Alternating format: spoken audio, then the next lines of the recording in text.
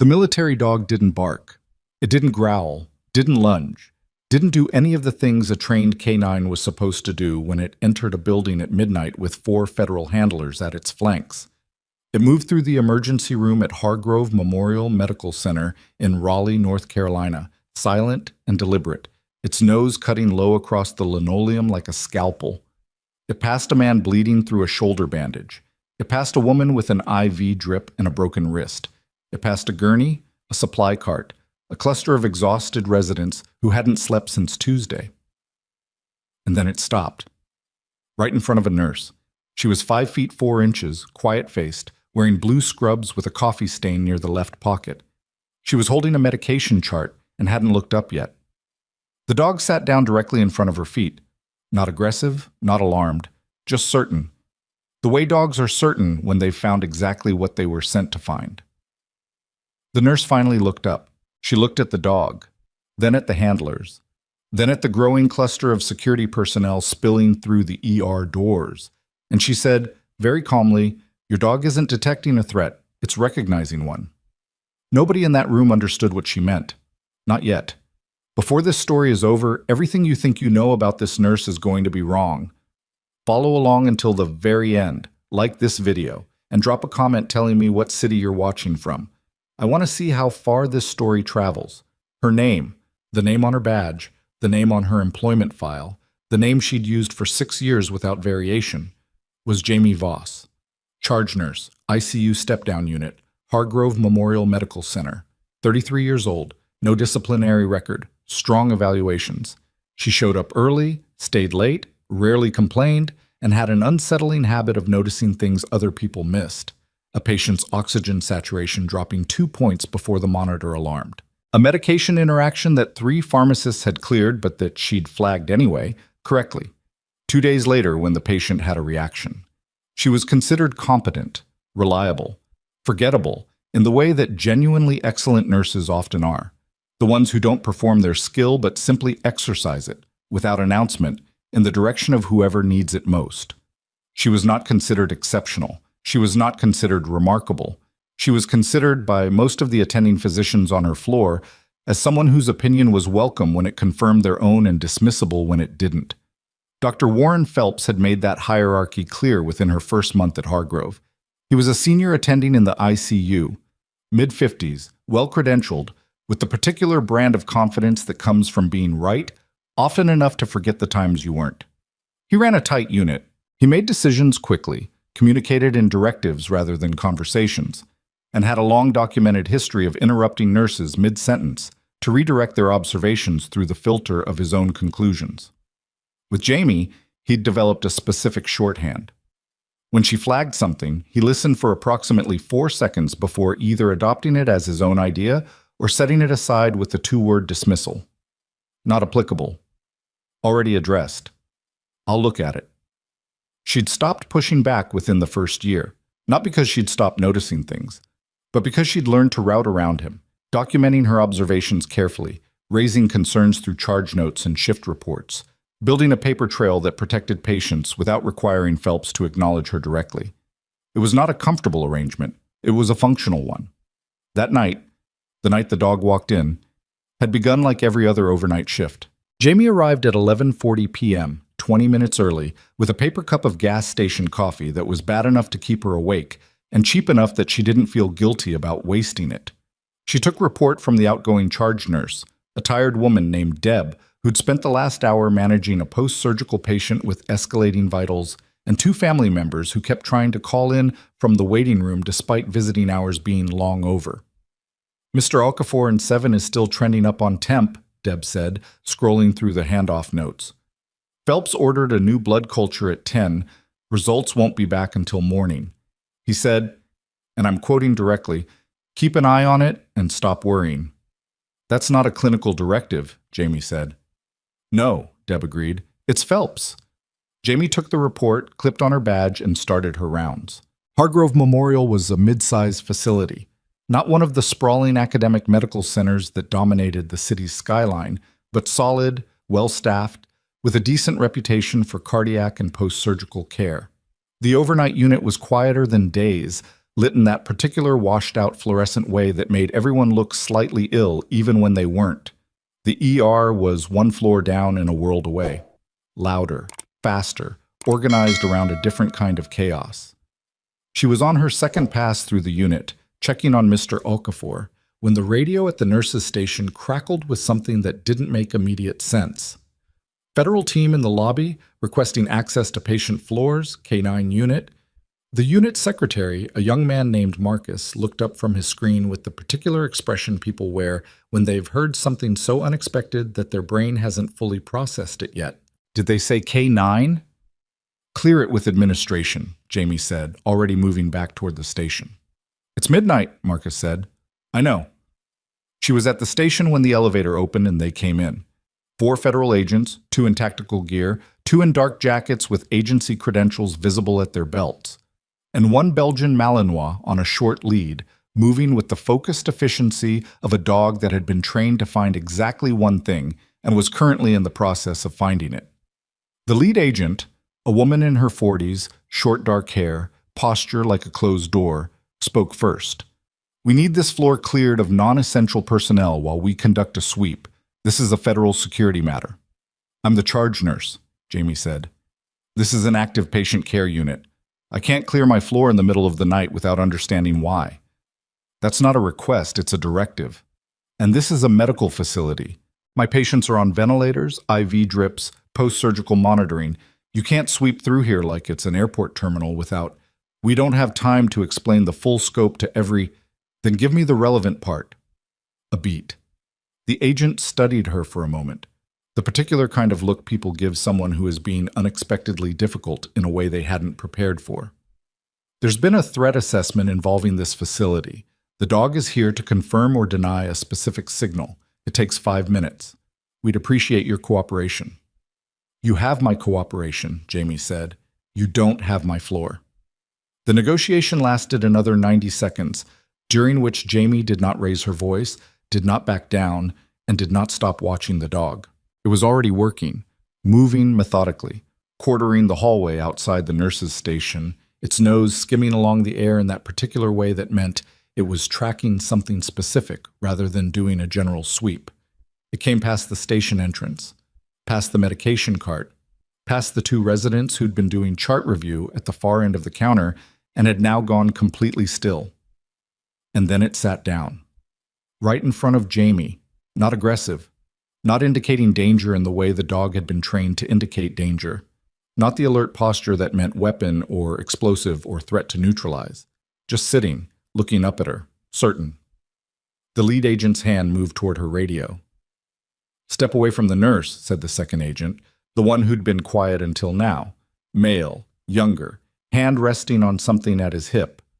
Jamie didn't step away. She set down the medication chart she'd been holding, very deliberately, on the counter beside her. Your dog isn't detecting a threat, she said. It's recognizing one. Ma'am, I need you to... What's his name? She asked. The lead agent paused. Excuse me?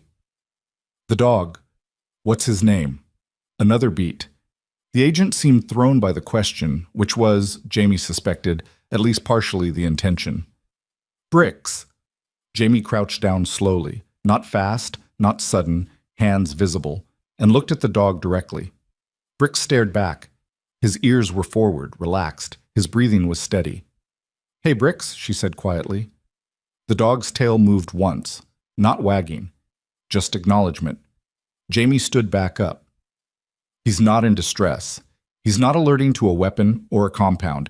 He's been trained for a specific task that isn't any of those things, and he found what he was looking for. She looked at the lead agent. Which means whatever you're actually doing here is more complicated than a threat assessment. And I think you should tell me what it is, because in about 15 minutes, something else is going to happen in this building, and it's going to matter a great deal that I knew about it first. The silence that followed was the particular kind of silence that happens when someone says something they shouldn't know, and turns out to be right. The federal agents didn't tell her anything. What they did, instead, was request that she accompany them to a consultation room on the administrative level, framed as a voluntary request in the way that things framed as voluntary requests are rarely actually voluntary. Dr. Phelps, who had been paged in from home and arrived looking like a man who deeply resented the intrusion, met them in the hallway outside the elevator bank with his coat half-buttoned and the kind of expression that said he was already formulating the complaint he was going to file in the morning. "What exactly is going on?" he said, directed not at the federal agents but at Jamie, as if she'd somehow engineered the situation. "I'm not sure yet," she said. "You're not sure?" He looked at the agents, at the dog, at the cluster of security personnel who'd materialized from the overnight shift. "Nurse Voss, if you've done something to trigger a federal response—" "She hasn't done anything," the lead agent, who had identified herself only as Agent Caldwell, said, in a tone that managed to be simultaneously helpful and dismissive. "We're conducting a routine assessment. We'd like a few minutes of her time." Phelps looked at Jamie the way he always looked at her when she was at the center of something he hadn't controlled the edges of, like she was a chart notation that didn't fit the diagnosis. "Fine, but I'd like to be present." "That won't be necessary," Caldwell said. "She's my staff member. She's an adult in a voluntary consultation. She doesn't require representation." Phelps's jaw tightened. He looked at Jamie again, waiting, she understood, for her to defer to him, to say, "It's fine, Dr. Phelps, I'll fill you in after," to restore the normal order of things in which her actions moved through his approval first. She didn't. "I'll be fine," she said. "Make sure someone covers Mr. Okafor while I'm off the floor. His temp was still trending up at midnight." Phelps blinked. Then, because there was nothing else he could do with federal agents standing in his hallway at 12:30 a.m., he nodded stiffly and stepped back. The consultation room was small. A table, 4 chairs, a window that looked out onto the parking structure. Caldwell sat across from Jamie. The second agent, who'd introduced himself as Ramos, stood near the door. Brick sat in the corner, still watching Jamie with that quiet, steady certainty. Caldwell opened a tablet, turned it so Jamie could see the screen, and said, "Do you recognize this?" The image was a military identification photograph. The woman in it was younger, early 20s, shorter hair, no softening around the edges that 6 years of civilian life had put there. The name below it read, James Victoria Ann, service number 4471 redacted. Status, KIA. Jamie looked at the photo for a long moment. Then she said, "Where did you get that?" "Is that you?" Caldwell asked. "Where did you get it?" Ramos moved slightly, which was the kind of movement that precedes someone putting a hand on someone else's arm. Jamie noticed it without looking at him. "I'm not running," she said. "I'm asking a legitimate question. That file should not exist. Not in its current form, not with a legible face, not accessible to any federal agency without a specific clearance level that neither of you has the seniority to hold." She paused. "So either someone above your pay grade sent you here knowing exactly what they'd find, or someone below it made a mistake that's going to cost them significantly." Caldwell's expression didn't change, but something behind it did. A small recalibration, the kind that happens when you've planned for one kind of conversation and found yourself in a different one. "You're telling me you know what clearance level would be required to access that record?" "I'm telling you I know a great deal about that record," Jamie said, "because I'm the one who helped build the redaction protocols that were supposed to make sure it never showed up in a tablet at a midnight consultation in Raleigh, North Carolina." The room was quiet for a moment. Bricks made a small sound from the corner. Not a bark, just a breath, like punctuation. "Ms. Voss," Caldwell said finally, "or whatever your actual name is, we need to understand what we're dealing with here." "So do I," Jamie said. "Start talking." What Caldwell told her, in the clipped and carefully redacted version that federal agents give when they're sharing information they haven't been fully authorized to share, was this. 3 weeks earlier, a signals intelligence unit had picked up chatter referencing a location in the southeastern United States and a specific identifier, not a name, but a code designation that had been dormant for nearly 7 years. The kind of designation that gets attached to a person when that person's existence has been formally erased for operational reasons. The K9 unit had been part of a broader sweep, a verification protocol, essentially.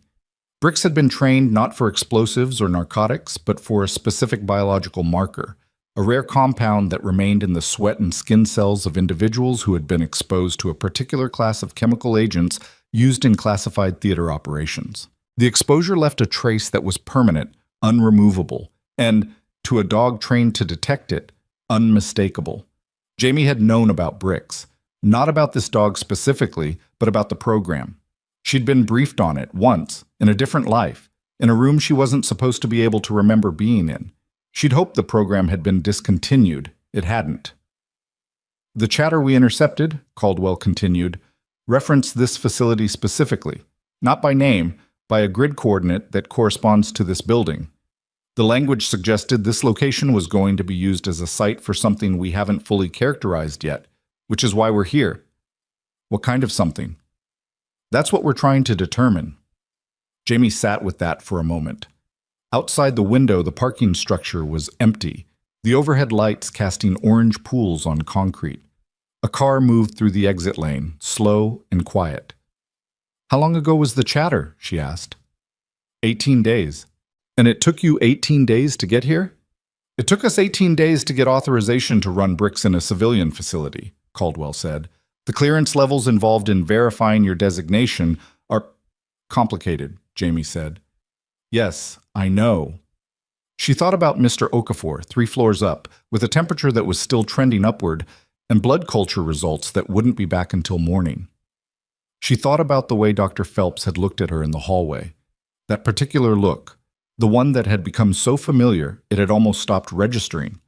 The look that said, "You're here to support, not to lead. You're here to implement, not to decide." She thought about the parking lot outside the window. The car that had moved through the exit lane was gone, but there had been something off about it. The way it moved, too slow, stopping for a moment near the structure's east pillar before continuing. A car moving too carefully at 12:30 a.m. in a hospital parking lot. She said, "I need to get back to my floor." "We're not done," Ramos said from the door. "I understand that. I need to get back to my floor." She stood up. "Someone needs to run a check on all utility access points in this building. I'm talking maintenance tunnels, HVAC system access, emergency generator housing, everywhere that has a connection to the central air handling for the patient floors." Caldwell stood as well. "Why?" "Because if someone has known for 18 days that I'm in this building," Jamie said, "and they sent chatter that was deliberately interceptable, they didn't do it to warn you. They did it to make sure you'd come here tonight, to this building, with limited personnel and a specific operational focus." She looked at Caldwell directly. "Someone used your verification protocol as a distraction, and whatever they're actually here to do, they've had 18 days to set it up." The silence that followed was different from the last one. This one had weight. She was back on the ICU step-down unit by 1:05 a.m., and the first thing she saw when she stepped off the elevator was Marcus standing at the nurse's station with the particular expression of someone who is trying not to alarm anyone while being genuinely alarmed. "Okay," he said quietly when she reached him. "We've got something weird. Tell me." "Mrs. Tamboli in 4. Post-cardiac, stable all night. She started complaining about 15 minutes ago. Says she has a metallic taste in her mouth, and her left hand keeps going numb. I checked her vitals, everything reads fine. I paged Dr. Phelps, and he said, 'Let me guess.' He said it was probably anxiety, and to document it." Jamie was already moving toward room 4. "Who else?" Marcus followed her. "That's the weird part. Mr. Okafor in 7 said almost the same thing, metallic taste, but I figured it might be a side effect of his antibiotics, and I—" "Who else?" A pause. "The patient in 11, Mr. Garrison. He's post-surgical. He's been sedated most of the night, but he started waking up about 20 minutes ago, and he was confused, disoriented, kept trying to pull his oxygen off." Jamie stopped walking. 3 patients, all on this side of the floor." "Yeah. Rooms 4, 7, and 11. "Yeah." She looked down the corridor, the rooms on the east side of the unit, the ones with windows that faced the back of the building toward the parking structure. "Marcus, I need you to do something for me right now. Don't page Phelps. Don't call administration. Go to the charge station and pull up the HVAC routing for this floor. Find out which air handling unit supplies the east side patient rooms." Jamie, right now, Marcus, please. He went. She continued to room 4. Mrs. Tamboli was 68 years old, 2 days post-cardiac catheterization, and had been tracking toward a completely uneventful recovery. She was sitting up in bed when Jamie entered, holding her own left hand like it belonged to someone else, a look on her face that mixed discomfort with embarrassment. "I know it sounds like I'm complaining," she said immediately. "You're not complaining," Jamie said, pulling the blood pressure cuff from the wall mount. "Walk me through it. When did the taste start?" "Maybe 40 minutes ago? I thought it was the dinner they brought. It was chicken, and the chicken tasted, I don't know, off. But then it got stronger. And my hand—" She flexed her fingers, watching them. "It's not numb exactly, more like there's pressure." Jamie cuffed her arm, took the reading, noted it. Then she pulled out her pen light and checked Mrs. Tamboli's pupils. Normal response, equal and reactive. She checked the patient's coordination, had her track a moving finger, asked her to squeeze both hands simultaneously. Left grip was measurably weaker. "Did you notice anything about the air in here tonight?" Jamie asked. "Any smell? Anything that seemed unusual about the room?" Mrs. Tamboli frowned. "I had the vent adjusted earlier. It was cold. I asked the night aide to redirect it. She did, and—" She stopped. "Actually, that was maybe 45 minutes ago, right around when I started to feel strange." Jamie looked at the ceiling vent above the bed. Standard issue HVAC grate, nothing visibly wrong with it. She stood on the step stool that lived in the corner of every patient room and looked more closely. There was something on the interior surface of the grate, a faint residue, barely visible, the kind of thing you'd never see if you weren't specifically looking for it. She got down off the stool. "Mrs. Tamboli, I'm going to move you to a different room. I'll explain in a moment, but right now I need you to come with me." "Is something wrong?" "I think the ventilation in this room may be causing some of your symptoms," Jamie said, keeping her voice even. "I want you somewhere else while we look at it. Can you walk?" "Of course I can walk," Mrs. Tamboli said, with the particular dignity of a 68-year-old woman who had survived a cardiac event and did not intend to be treated like she couldn't manage a hallway. Jamie got her up, got her moving, flagged the night aide at the far end of the corridor, and directed her to prep the unoccupied room on the west wing. Then she went to 7. Mr. Okafor was awake, which was not unusual given his trending fever, and confirmed the same metallic taste when Jamie said it had started maybe an hour ago, that he'd mentioned it to the aide who'd brought his midnight vitals and been told it was probably the antibiotics. He had no limb numbness, but his coordination was slightly off when she tested it. She moved him too. Garrison in 11 was the hardest. He was fighting the oxygen line and confused enough that it took Jamie and the overnight aide both to redirect him, calm him down enough to do a brief assessment, and get him transferred to a west side room without triggering a full desat alarm that would bring everyone running. By the time she had all 3 patients moved and had returned to the nurse's station, Marcus was back, pale-faced, holding a printed HVAC routing schematic. "The east side patient rooms," he said, "rooms 4 through 12.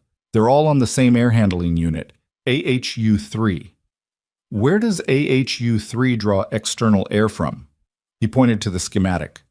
"Here, a rooftop intake on the east side of the building." "Which faces?" "The parking structure." Jamie looked at him for a moment. "Call security," she said. "Tell them I need someone at the east rooftop access right now. And then I need you to call Agent Caldwell. She gave me a card. It's at the station. And tell her what you just told me. All of it. The rooms, the patients, the symptoms, the HVAC unit." "What's happening?" Marcus asked. "Something is moving through this building," Jamie said, "and it's been moving through it for at least an hour." She was already heading for the stairwell when Dr. Phelps stepped out of the elevator, coat properly buttoned now, expression sharp, with the particular authority he put on when he wanted to reassert control of a situation that had moved without him. "Nurse Voss," he said, "I've been informed that you've been relocating patients without physician authorization. That is completely outside your— 3 patients on the east side of the floor are showing symptoms consistent with low-level chemical exposure," Jamie said, not stopping. "Metallic taste, peripheral numbness, and in Garrison's case, acute confusion. I've moved them to the west wing pending investigation of the HVAC unit servicing their rooms." Phelps stopped. Chemical exposure in this hospital. That's what I just said. That's... He shook his head, the expression shifting from authority to something that looked like it wanted to be dismissal but couldn't quite commit. That's an extraordinary claim. Yes, Jamie said. And you should probably call the attending physician of record for all 3 patients in the next 5 minutes. Because if I'm right, they're going to need labs and toxicology, and I'd rather that order comes from you than from me having to document that I asked and was ignored. She looked at him directly. Again. The again landed. She watched it land. Phelps's jaw tightened. Something moved across his face. Not quite recognition, but something adjacent to it. The awareness that the person in front of him was several steps ahead of where he'd assumed she was. I'll call it in, he said, quiet. Thank you. She went through the stairwell door. The stairwell smelled fine. No metallic quality, no trace of whatever was moving through the east side HVAC. She climbed to the roof access level, badge swiped through the security door, and stepped out into the Raleigh night air.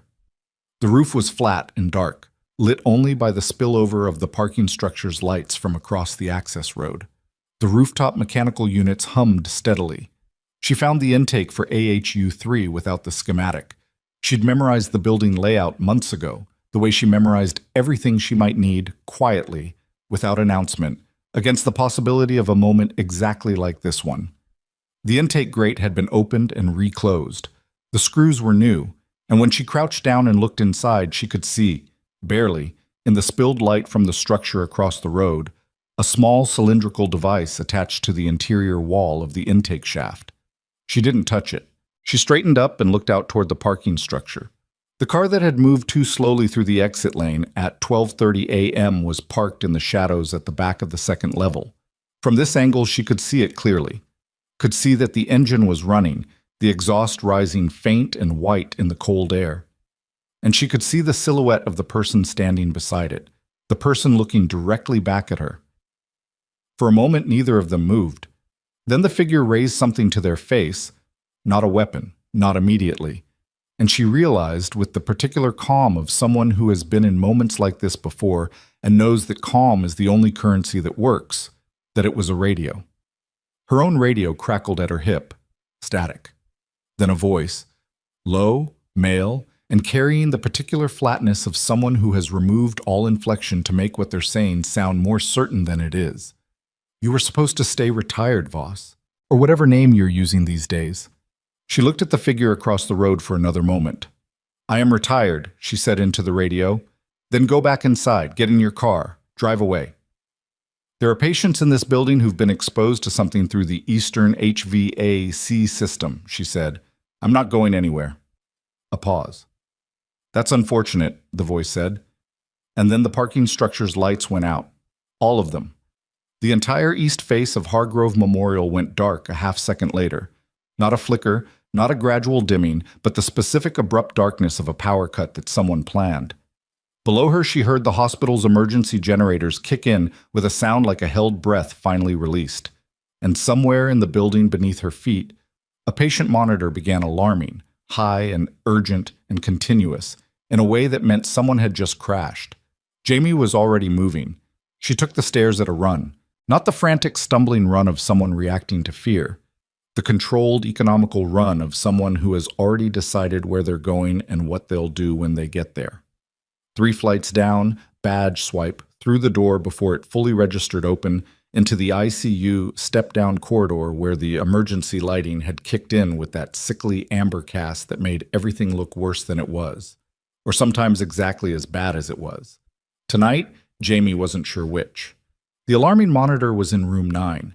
She knew before she reached it because she'd memorized the room assignments when she'd taken report at 11:40, and Mr. Calloway in 9 had been the one patient Deb had flagged as stable, but watch him, post-CABG, day 3, the kind of recovery that looked clean on paper but had a way of hiding things in the numbers until the numbers stopped hiding them. She came through the door and took the room in one sweep. Calloway was in VFib. The monitor was screaming. The crash cart was in the corner where it always was.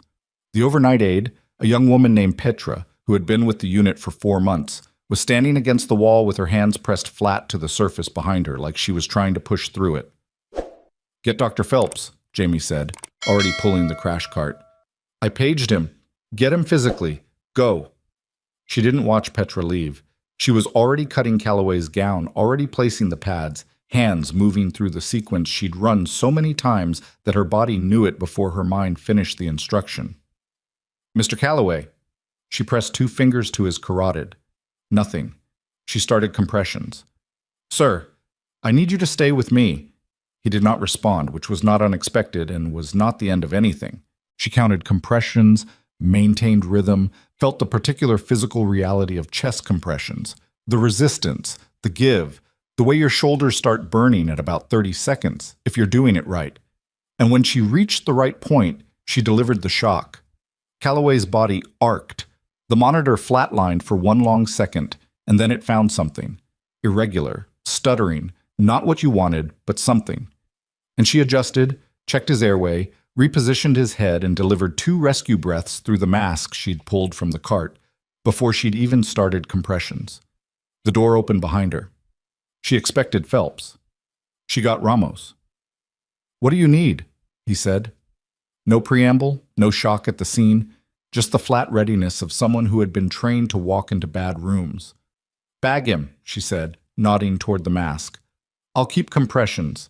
You maintain his airway until the attending gets here." He didn't hesitate. He crossed the room, took the bag valve mask, positioned himself at the head of the bed with a competence that told her he'd done it before. Not in a hospital, probably, but somewhere where the skill had mattered just as much. They worked in silence for 40 seconds. Then Calloway's rhythm shifted again, finding something more organized, something that looked almost like a sinus rhythm if you were generous with your interpretation. And when Jamie checked his carotid, she found a pulse. Weak, irregular, but present. "He's back," she said. "Yeah," Ramos agreed. He didn't sound relieved, exactly. He sounded like someone checking an item off a list. Phelps came through the door 30 seconds later with Petra behind him and 2 residents who'd been doing overnight chart review and had apparently followed the sound of the alarm. Phelps took 1 look at the monitor, 1 look at Jamie, and for a moment his expression did something complicated. The collision of a man who wanted to take charge of a situation that had already been handled by the person he'd been dismissing for 6 years. "V-fib conversion," he said. "Yes, 1 shock resumed rhythm approximately 90 seconds ago. Pulses present, but irregular. I'd want a 12 lead before we make any decisions about next steps." "I'll determine what we—" He stopped himself, looked at the monitor again. Then, with the particular difficulty of a man doing something that does not come naturally to him, he said, "Get the 12 lead." Jamie got the 12 lead. While she worked, she was also doing something else. Listening. To the building. To the sounds that lived underneath the alarm noise and the emergency generator hum, and the shuffling of too many people in a room that was designed for 1 patient and 2 staff. She was listening for the specific absence of sounds that mattered. The maintenance elevator on the east side, which she'd clocked as running every 40 minutes during her shift, had not run since the power cut. The secondary fire door at the end of the east corridor, which had a hydraulic mechanism that made a distinctive soft thud when it opened or closed, had thudded twice in the last 3 minutes. Someone was moving through the building. Not one of the evacuating patients, all of whom had been in rooms she'd accounted for. Someone who knew how to move without being seen, using the power cut as cover, using the alarm as noise. She finished the 12 lead, handed the strip to Phelps, and said, "I need to step out for 2 minutes. We're in the middle of— You have 2 residents and a federal agent in this room. You don't need me for the next 5 minutes, and I'll be back." She looked at him steadily. 2 minutes. He held her gaze for a moment. Then he looked down at the strip. She went. But the east corridor was empty, which was wrong. Not because it should have been full of people. The patients had been moved. The overnight staff were concentrated around room 9. But because empty meant that the fire door had opened and closed, and whatever had come through it had gone somewhere. She moved down the corridor with her back to the wall on the right side, which put her in the shadow of the emergency lighting, which was exactly where she wanted to be. The supply room at the end of the corridor had a strip of light under the door that hadn't been there when she'd started her shift. She stood outside it for a moment, Through the door, she could hear the sound of someone moving things, methodical, not panicked, looking for something specific. She didn't have a weapon. She hadn't had one in 6 years and wasn't in the habit of thinking in those terms anymore, or hadn't been, until about an hour ago. What she had was the building, the specific knowledge of where things were, how they connected, what could be moved, and what couldn't. She had the crash cart in room 9, which contained epinephrine, atropine, and adenosine in concentrations that would do significant things to a person who was injected with them without consent and medical indication. But that wasn't a door she wanted to open. What she had also was the fire alarm pull station directly to her left. She looked at it. She thought about the calculations involved. The alarm would bring people. Ramos was already in the building. Caldwell's team was somewhere below. She'd seen them in the lobby when she'd come back from the roof. The person in the supply room would have to move. Movement meant exposure. Exposure meant options. She pulled the alarm. The building responded immediately. The alert klaxons, the strobes in the corridor lighting up in the emergency amber, the public address system clicking on with the automated evacuation instruction that played from a recording and therefore never sounded quite as urgent as it should. 40 feet away, she heard the supply room door open fast. The man who came out was not wearing a hospital uniform.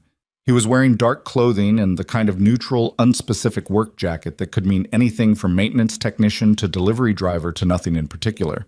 He was medium height, well-built, and he stopped when he saw her. A full stop, the kind that happens when you've planned for an empty corridor and found it occupied. They looked at each other for approximately 1 second. Then he moved toward her, and Jamie made the decision she'd already made before she pulled the alarm. Because if she'd pulled it without having made the decision, she would have been doing it purely reactively, and reactive was not how she was built. She did not run.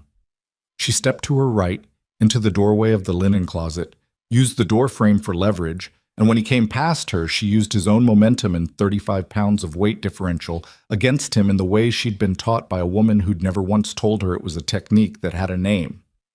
He went into the wall. Not hard enough to do anything permanent, hard enough to get him on the floor and give her the 2 seconds she needed to kick his right knee into a position it was not designed to occupy. He went down. He didn't go out. She hadn't been trying for that. But he went down and stayed down because the knee was genuinely not in a position it was designed to occupy, and she put her foot on his wrist where he was reaching for something she didn't want him reaching for, and she said, "Don't." He didn't. Ramos appeared at the end of the corridor at a run, took in the scene, and slowed to a walk. He looked at the man on the floor. He looked at Jamie. He opened his mouth and then appeared to reconsider whatever he was going to say. "Supply room," she said. "He was in there looking for something. You need to document everything he touched before anyone else goes in." Ramos pulled his radio. "Copy." He looked at her one more time. "You okay?" "Fine." She stepped back from the man on the floor, keeping her distance. "He's going to need his knee looked at." "He can wait," Ramos said. What followed was 2 hours of the specific organized chaos that happens when multiple crises converge in a space not designed to contain them. Federal agents swept the building in teams. The East Side HVAC was shut down, and a hazmat response team was dispatched from a facility 40 minutes outside Raleigh that Jamie suspected was not a civilian hazmat team at all, but something else operating under a civilian designation. 3 more patients on the floor reported the metallic taste, all of them in East Side rooms. All of them moved to the West Wing before their symptoms progressed to the neurological stage she'd seen in Garrison. Mr. Calloway remained in a modified sinus rhythm and was transferred to the cardiac ICU with a monitoring team and a set of orders that Phelps had written, and Jamie had, quietly, cross-checked for errors before they'd been implemented. She'd found one, a dosing calculation that was off by a decimal, and had corrected it in the electronic record with a note that attributed the change to a pharmacy verification flag. She did not tell Phelps. She was not sure if that was generous or dishonest, and she did not have the bandwidth to decide right now. At 3:15 a.m., Caldwell found her at the medication station where she was doing the documentation that had backed up during the crisis. The particular indignity of nursing work being that the paperwork doesn't stop even when the building is compromised and patients are crashing and someone is being detained by federal agents in the East Corridor. We've identified the device in the intake shaft, Caldwell said, without preamble. It's a slow-release compound dispersal system, timed to increase concentration at approximately 2 a.m. You're moving the patients and triggering the response when you did. She stopped, started again. The patients in those rooms would have been in significantly worse condition by now. Jamie kept typing. How many total devices? 2. One in AHU3 intake, one in the maintenance shaft that connects to the generator housing on the east face. The generator, Jamie said. She stopped typing. Not to release anything, to damage it. We believe so. So the power cut wasn't incidental. It was meant to trigger the generator. The generator was meant to be damaged. The hospital runs on emergency power with a compromised system, and in the confusion, she looked at Caldwell. The compound in the HVAC does the most damage because nobody's looking at patients. Everyone's dealing with the building systems. That's the working theory. It's not a theory, Jamie said. It's a sequence. And whoever planned it knew this building well enough to know which HVAC unit serves which patient rooms. Caldwell nodded once. That's what's concerning us. An insider. We're looking at access logs. Jamie went back to her typing. She could feel Caldwell still standing there, the particular presence of someone with more to say who is deciding how much to say it. Your file, Caldwell said finally. The operational record. We've been in contact with the relevant authority over the last 2 hours. And? And they're sending someone. Jamie's hand stopped on the keyboard. They've been trying to locate you for 8 months, Caldwell continued. Not for the reasons the people in that parking lot tonight would have you think. The program that erased your record, it wasn't fully authorized. There were elements of it that were... The language being used right now is irregular. People above the level of whoever authorized your erasure have been attempting to reconstruct what happened.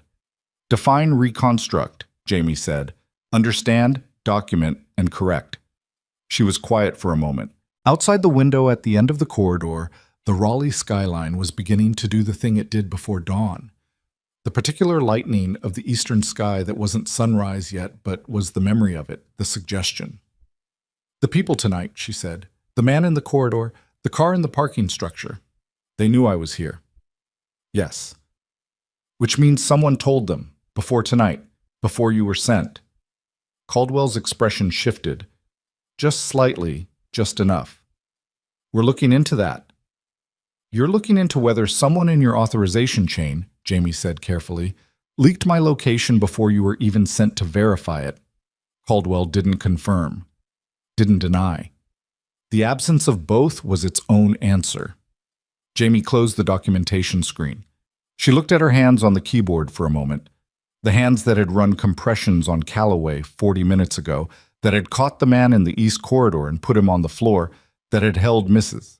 Tamboli's arm while she guided her out of a contaminated room and kept her voice steady and her face neutral so the woman wouldn't be frightened. Who's coming? Jamie asked. I don't have a name. I have a rank. Caldwell paused. Colonel. That's all I was told. Jamie had served under 3 colonels in her previous life. One had been brilliant, one had been competent, and one had been the reason her record existed the way it did. Erased, redacted, stamped KIA over a face that was still very much alive. She did not ask which one. She suspected she already knew. When? She said. Estimated arrival, 6 a.m. She looked at the clock on the wall above the medication station. 3:22 a.m. 2 hours and 38 minutes. Then I have work to finish, she said. She pulled the documentation screen back up and kept typing. Caldwell stood there for another moment. Then she left, because there was nothing else to do with someone who had just been told their past was arriving in a car in 2.5 hours, and had responded by returning to their paperwork. The rest of the night was not quiet. Nights in hospitals after federal incidents were never quiet. There was always the paperwork and the debrief forms and the incident reporting and the administrator who arrived at 4 a.m. looking like he'd been pulled out of a dinner party and wanted everyone to know it, but it was managed. Jamie managed it. She updated charts, coordinated with the hazmat team on the patient exposure documentation, checked on all 3 original patients twice more, and at 4:45 a.m. stood over Mr. Okafor's bed while he slept. Finally, actually slept, the fever broken now that he'd been moved out of the compromised room and his antibiotic dose had been adjusted, and allowed herself 30 seconds of something that was not quite relief, but was adjacent to it. He was going to be fine. All three of them were. Phelps found her in the break room at 5:15 a.m. She was standing at the counter with a cup of the unit's coffee, which was better than the gas station coffee she'd arrived with, but not by much. And she hadn't sat down because she'd learned a long time ago that sitting down when you were exhausted meant committing to the exhaustion in a way that made the next 4 hours significantly harder. He stood in the doorway for a moment. She could hear him doing it, the particular quality of someone's presence when they're deciding something. "The decimal error in Calloway's orders," he said. She didn't turn around. "What about it?" "The pharmacy flag. They told me it cleared automatically on their end, which means it didn't come from them." She drank her coffee. "I've been doing this for 23 years, Phelps said. "I've made that calculation in my sleep. Everyone makes errors when they're tired and the building is in a crisis." "I know." A pause. "You could have just told me." "Would it have been faster?" she asked. Not unkindly, just specifically. The silence that followed was not comfortable, but it was honest, which was something. "The federal agents," Phelps said finally. "They're not telling us everything." "No," Jamie agreed. "Are you going to?" She turned around then. He looked older at 5 a.m. than he did during the day. Not weak, just reduced to something more accurate. The performance of authority he maintained on rounds had nowhere to stand in a break room at dawn, and without it, he was just a man in a partially buttoned coat who'd driven to a hospital in the middle of the night and found a situation he couldn't control. She almost felt sorry for him. Almost. "Someone used this hospital tonight," she said. "Not randomly. Specifically. They knew the building. They knew the patient layout. They knew which systems to target. That means either they had very good information or they had someone on the inside who gave it to them." Phelps went still. "Inside this hospital?" "I don't know yet, but when the investigation moves forward, they're going to be looking at access logs and personnel files, and anyone who had detailed knowledge of the East Side utility systems in the last several months. That's..." He stopped. "That's a lot of people." "Yes." She finished her coffee. "You should probably call your administrator in before 6 a.m. There are things he needs to know before the federal briefing." She put the cup in the sink and went back to her floor. At 5:52 a.m., she was at the nurse's station reviewing the shift handoff notes when Marcus, who had been quiet for the last 2 hours, with the particular quiet of someone processing a great deal, looked up from his screen and said, "Someone's coming up from the lobby. Wasn't announced. Security just called to say they cleared a military ID." Jamie looked at the elevator. The doors opened at 5:58 a.m. The man who stepped out was in his late 50s, wearing civilian clothes that sat on a military frame. The way civilian clothes always did on people who'd spent 20 years in uniform. Slightly wrong, slightly too deliberate.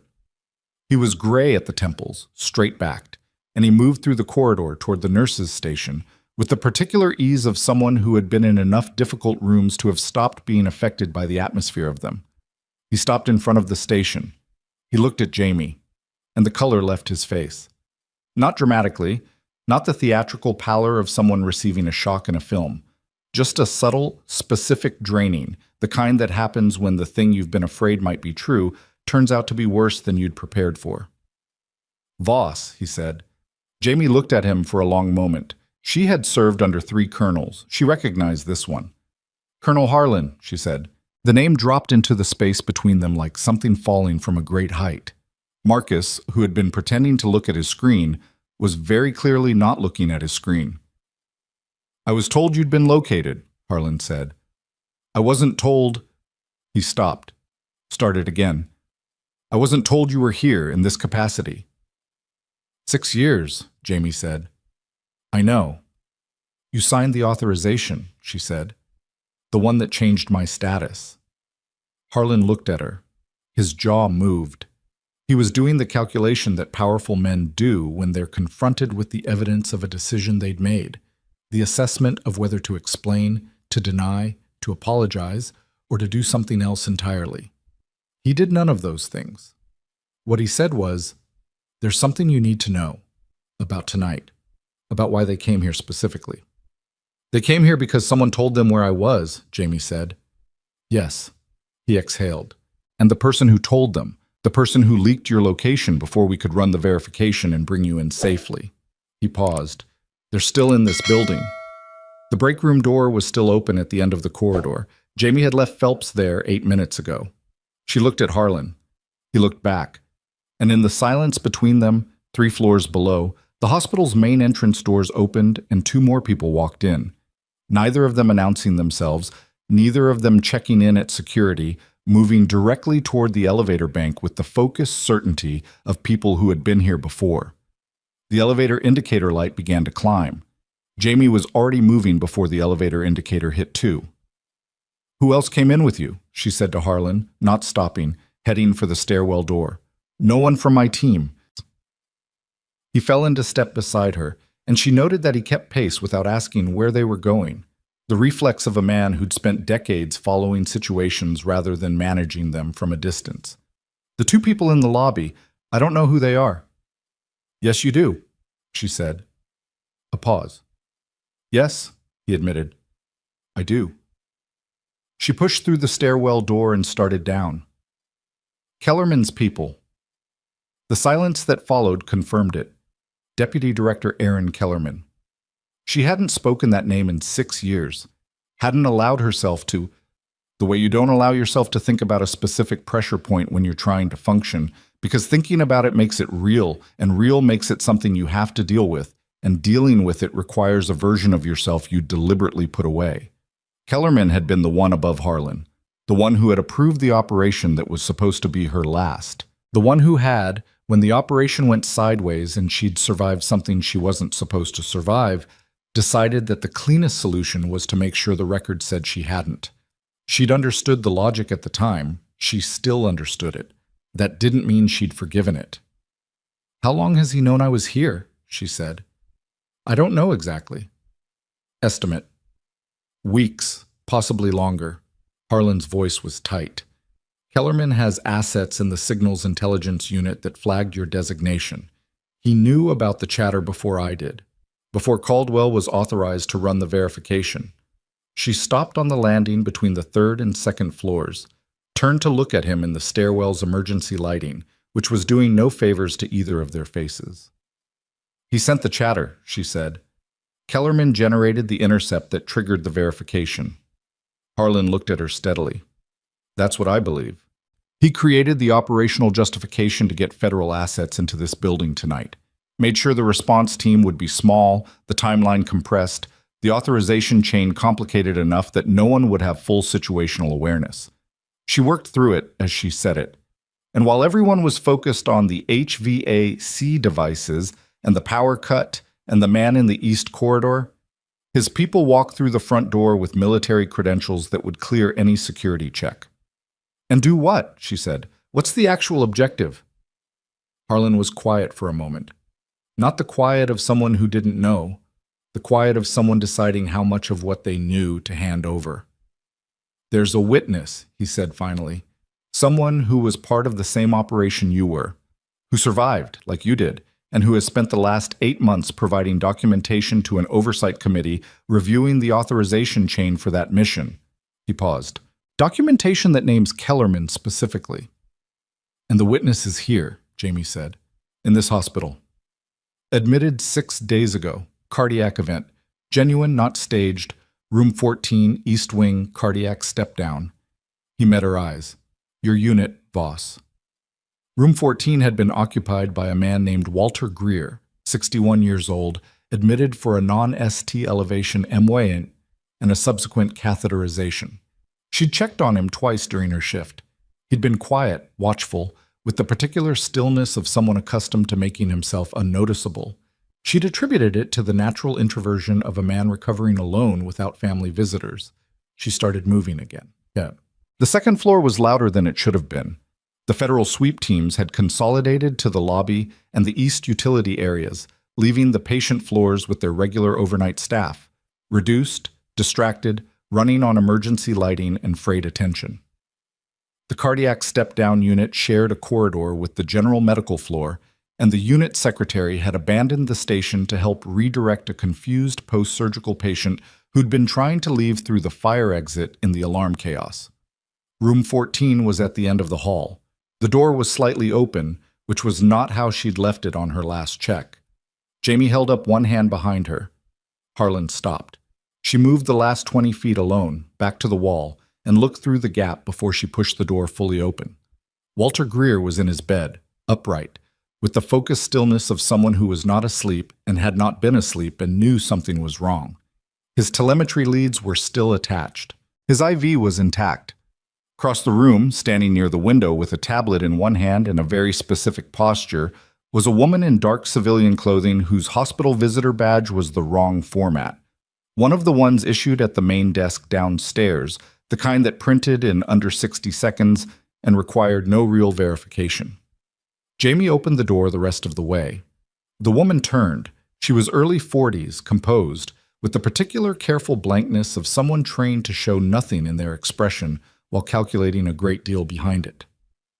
"Nurse," she said, with the slightly elevated friendliness that people use when they want to appear unconcerned, "I was just checking on my uncle." "You're not his family," Jamie said. "He doesn't have any listed contacts. I checked his admission paperwork on intake." The composure didn't crack, but it recalibrated, just slightly. The woman's eyes moved to the door, to Harlan, who'd appeared behind Jamie, and back. "Step away from the patient," Jamie said. "You're not in a position to—" "I'm the charge nurse on this floor, and you're in a patient room without verified authorization during an active federal security response. That makes me exactly the right person." She kept her voice level, the same voice she used when a patient was agitated. Not placating, not aggressive, just absolutely certain of its own authority. "Step away from the patient and put the tablet down." Greer spoke from the bed, his voice rough and deliberate. "She came in 10 minutes ago, said she was hospital administration. She's been trying to access my phone." The woman's expression completed its shift, from composed to something harder, something that had given up on the pretense. She looked at Jamie with the particular assessment of someone deciding whether to push through or find a different route. She chose a different route. She moved toward the window. Not the door, the window, which told Jamie something specific about how she'd planned to exit, because the room was on the second floor and the east face had the metal maintenance ladder that ran from the roof access down to the generator housing service platform. Jamie reached the window first. Not gracefully. She clipped the IV stand on the way past, and it went over, and she caught it with one hand while the other went to the window latch, and she got there with maybe 2 seconds of margin and threw the latch before the woman's hand reached it. What followed was not elegant. The woman was trained, and Jamie had a bruised shoulder from the East Corridor interaction, and neither of them had room to do anything properly in a 10 by 12 patient room with a cardiac patient in a bed that couldn't be moved. Harlan was in the doorway and couldn't get past without making it worse. Greer, who apparently had some relevant background of his own, grabbed the woman's wrist from the bed with a grip that was remarkable for someone who'd had a cardiac catheterization 4 days ago. She went down. Not out. Greer didn't have the leverage, and Jamie was running on adrenaline and fumes. But down and restrained, face down on the linoleum with Jamie's knee in her back, and Harlan finally through the door and kneeling beside them. "I've got her," he said. Jamie stood up. Her shoulder was unhappy about the last 3 minutes. She ignored it. She looked at Greer. His telemetry was alarming. She could hear it from here, the rhythm elevated but not critical. His face was gray and damp, and his left hand was pressed to his chest in the involuntary way that meant he was feeling something he was trying to assess. "Rate your pain," she said immediately at the bedside. 1 to 10. 4, he said. Maybe 5. "Pressure or sharp?" "Pressure. Same as before." She checked his radial pulse. Elevated, irregular. Not what she wanted from a man 4 days post-catheterization who had just spent 10 minutes in a room with someone trying to access his phone and had then grabbed that person's wrist from a hospital bed. She pulled the call light. "I need you to lie back," she said. "You're going to feel worse if you stay upright while your heart's doing this." "I know," he said. He didn't move for a moment, still watching the door, watching Harlan, watching the woman who was now in zip restraints and breathing hard on the floor. Then, slowly, he lay back. She copied something, he said. Off the phone, before you came in. Jamie looked at the tablet on the floor, which had slid under the radiator in the struggle. What was on your phone? The access codes for the committee server, Greer said, the one hosting the documentation. He closed his eyes briefly. If Kellerman has those codes, he can get in before the committee reconvenes Monday. He can alter or delete. He stopped, pressed his lips together, opened his eyes. It took me 8 months to build that record. The corridor outside filled suddenly with sound, running footsteps, Caldwell's voice carrying over the radio traffic, the particular frequency of a situation that had just been escalated from contained to active. Jamie looked at Harlan. He was watching her with the expression of a man who had understood, sometime in the last 40 minutes, that he was not the most capable person in the room and was adjusting to that information with something between discomfort and relief. The tablet, she said, if she transmitted, did it go through? She looked at the woman on the floor. Hospital Wi-Fi requires device registration. She'd have needed the guest network, and the guest network has been down since the power cut. Harlan looked at the woman. The woman said nothing, which was its own answer. The copy's still on the tablet, Jamie said, and whoever sent her here knows she hasn't transmitted it yet. Which means they're going to send someone else, Harlan said, or come themselves. Caldwell arrived in the doorway with 2 agents, took in the room in one sweep, and immediately stationed one agent outside and moved the other to assist with the woman on the floor. She looked at Jamie with an expression that had moved well past surprise into something more like resignation, the face of someone who had come in expecting a verification exercise and was now 3 hours into a different kind of night entirely. We have a problem, Caldwell said. More than one, Jamie said. But what's yours? Kellerman is in the building. The corridor went quiet. Even the footsteps seemed to pause. He arrived 12 minutes ago, Caldwell continued. Cleared security with his deputy director credentials. I didn't know he was coming, and I don't have the authority to detain him without... She stopped. The institutional constraint of it sat on her face like something heavy. He outranks me by a significant margin. Where is he now? Harlan asked. He went to the administrative level. He's requested a room for a briefing. Caldwell looked at Jamie directly. He's asking for you specifically, by name. Not by Voss, not by the nurse. By name, which meant the name on the badge, the constructed identity, the 6 years of careful distance from everything that name had been built to replace. He knows I'm here, Jamie said. He knew before we did, Caldwell said. The monitor above Greer's bed alarmed again. A different tone this time, the one that meant the rhythm had shifted. Jamie turned, checked the readout, and made a rapid assessment. His blood pressure was dropping and the irregular rhythm was organizing itself into something she didn't want to see on a post-cath patient in an already compromised state. She hit the call button again, hard. I need a physician in room 14 right now, she said into the intercom. Possible post-procedural complication, telemetry showing. She read the rhythm, then she looked at Harlan. Get Caldwell's team into a room where Kellerman can't walk into it. The tablet doesn't leave this floor and it doesn't leave federal custody. She turned back to Greer, already reaching for the emergency supply drawer. I'll deal with Kellerman when this patient is stable. He's not going to wait, Harlan said. Then he can come to the room, Jamie said, because I'm not leaving this patient. Harlan left. Caldwell left. The agent by the door stayed. Jamie worked.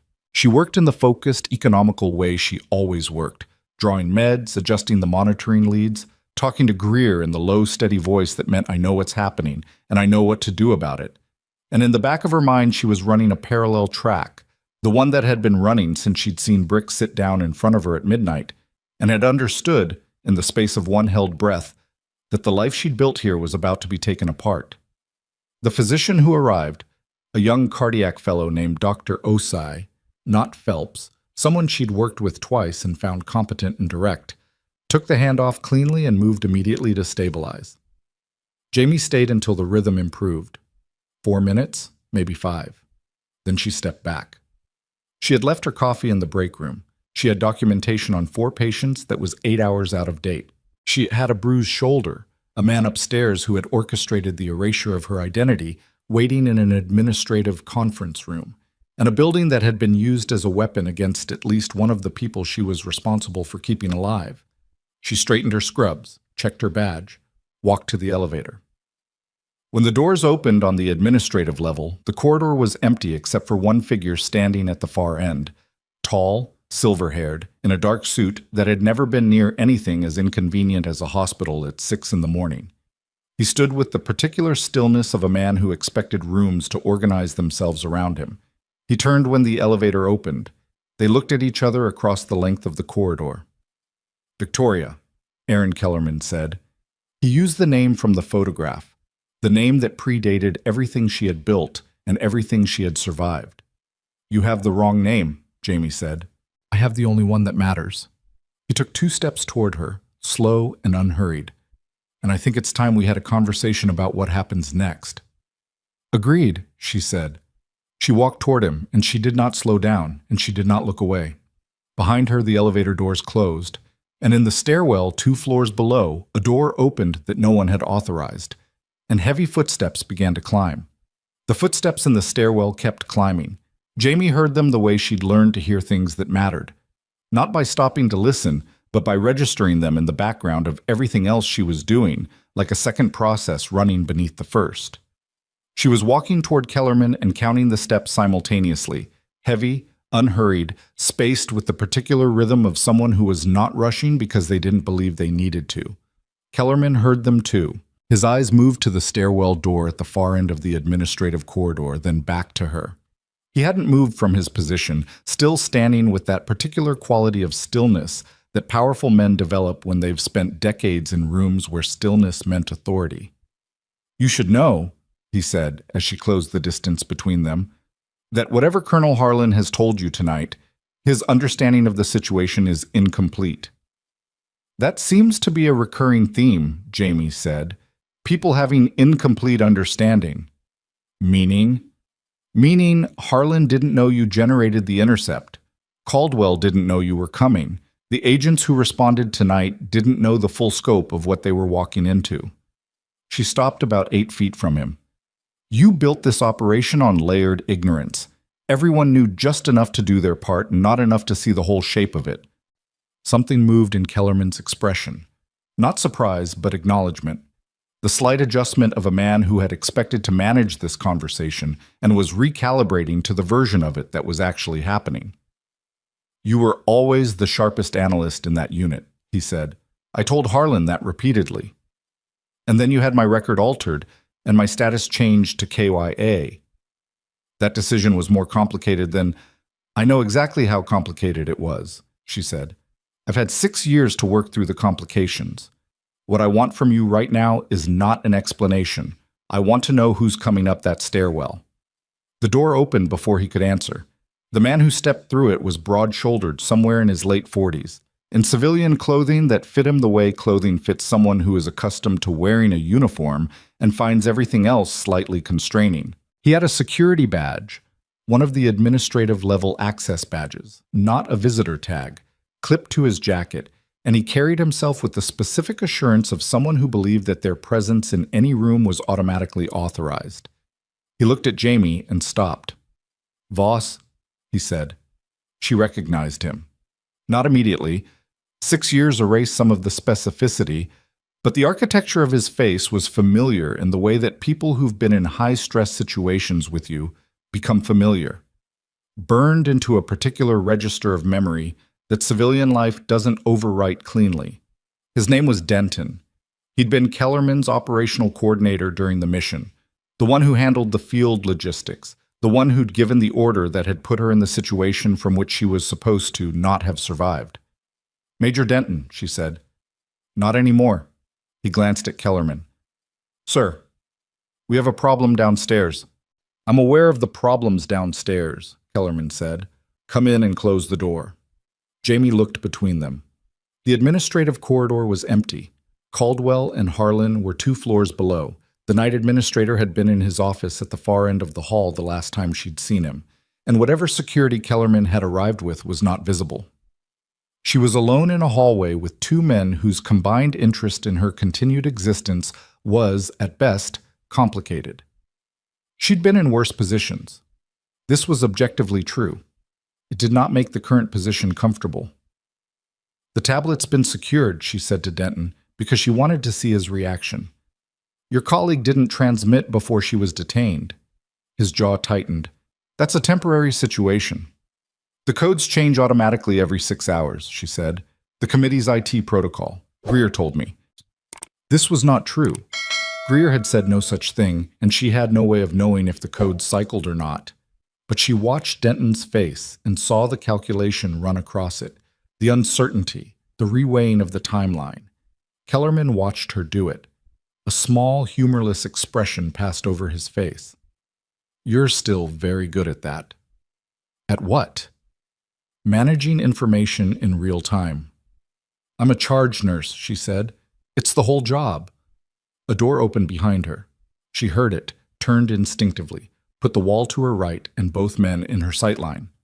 It was the night administrator, a man named Bertram Solis, who had arrived in his office at 4 a.m., still wearing what appeared to be a very nice dinner jacket over a rumpled dress shirt, and had been alternating between outrage and panic ever since. He came out of his office now with a phone pressed to his ear and stopped when he saw the configuration of people in his corridor. Is this the federal briefing?" he said, confused. "Yes," Kellerman said smoothly. "If you could give us a few more minutes?" "No," Jamie said. Solis looked at her. "Mr. Solis, this man," she indicated Kellerman, "is not here as part of the authorized federal response. He arrived independently with military credentials, and he has not been cleared by the agents managing tonight's incident. I'd strongly suggest you call Agent Caldwell right now and confirm whether his presence in this building has been authorized by the response team." The silence that followed had texture. Kellerman's expression didn't change, but something in his posture shifted. Not retreat, not yet, but the first acknowledgement that the room had more variables than he'd planned for.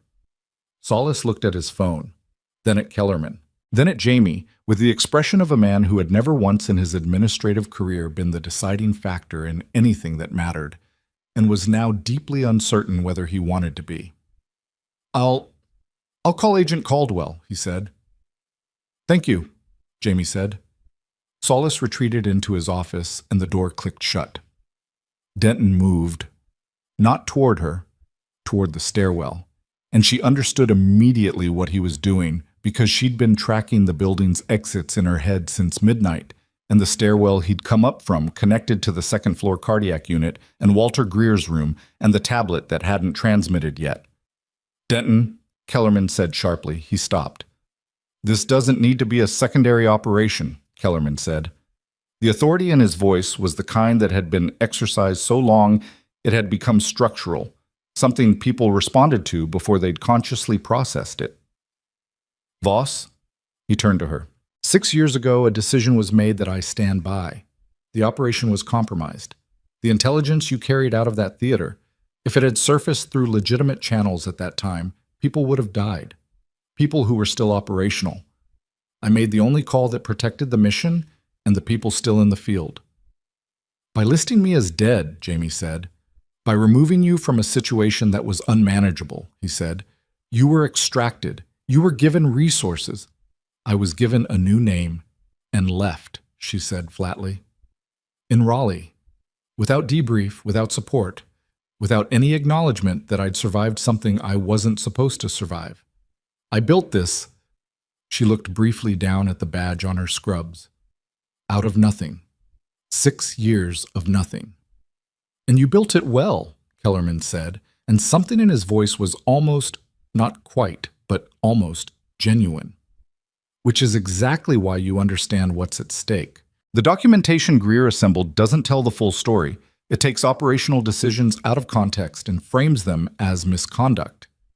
If that record reaches the committee on Monday, people will be held accountable," Jamie said, "for decisions that had consequences that extended far beyond the operational calculus you used to justify them." "People will be prosecuted," Kellerman said, "incorrectly, incompletely, on the basis of a partial record compiled by a man with an agenda." "Greer served in the same unit I did," she said. "He was listed KYA for 14 months. His agenda is the same as mine." Your agenda, Kellerman said, is to go back to your patients, which you can do. Tonight can end here, Voss. The devices in the HVAC have been recovered. The man in the East Corridor is in custody. My people leave the building, the documentation stays incomplete, and you keep being someone who doesn't exist, she said. Keep being someone who's safe. She looked at him for a long moment. 6 years ago, she had understood the logic. She'd said that to herself already tonight, multiple times, and it was still true. Aaron Kellerman was not a stupid man or a sadistic one.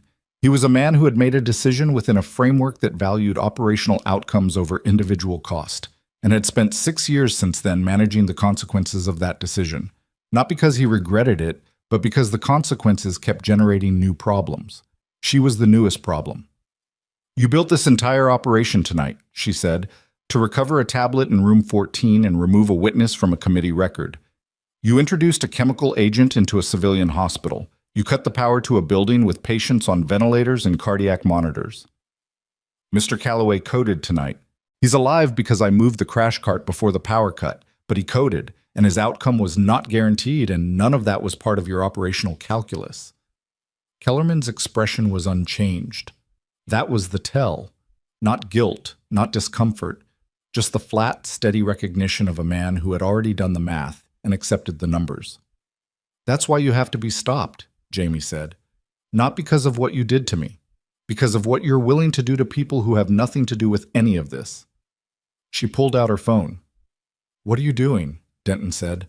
Calling Agent Caldwell, she said, and sending her a voice memo I've been recording since you said my name in this corridor. Kellerman moved fast for a man his age. She'd give him that, but she'd positioned herself with the wall to her right and had started toward the administrator's office door the moment she saw his weight shift. So when he reached for the phone, she was already past him, shoulder down, through Solis's office door before either of them closed the gap. Solis was on his office phone and looked up with an expression of pure alarm as she came through his door and pushed it shut and put her back against it. Call security, she said. Right now. I'm already... Not Caldwell, building security. I need someone physically in this corridor in the next 60 seconds. Denton hit the door from the other side. The door was a standard interior door set. Not heavy, not reinforced, and it wasn't going to hold long. She braced her weight against it and looked at Solis, who had the phone to his ear and was doing the thing that people do in crises when their role is administrative, trying to find the right procedure for a situation that doesn't have one. Tell them there's an altercation on the administrative level, she said. Tell them now. He told them. His voice shook slightly, which was understandable. The pressure against the door stopped. She waited 3 seconds. Then she moved to the side window of the office, interior-facing, looking out into the corridor, and checked the angle. Kellerman was standing in the center of the hallway, phone to his ear, speaking in the clipped low tones of someone making a call they didn't want overheard. Denton was not visible, which was worse than him being visible. She sent the voice memo. 22 seconds later, her phone vibrated. Caldwell. Received. Stay put. She did not stay put, because Denton not being visible meant Denton was somewhere in this building doing something, and the only things in this building worth doing from Kellerman's perspective were the tablet in room 14 and Walter Greer in the same room, and Dr. Osai was with Greer and was not a person equipped for what Denton represented. She went out through Solis's secondary door, the one that connected to the back administrative corridor, which she'd noted on her first week because she always noted secondary exits, and took the stairs. The second floor was loud in a different way than it had been 40 minutes ago.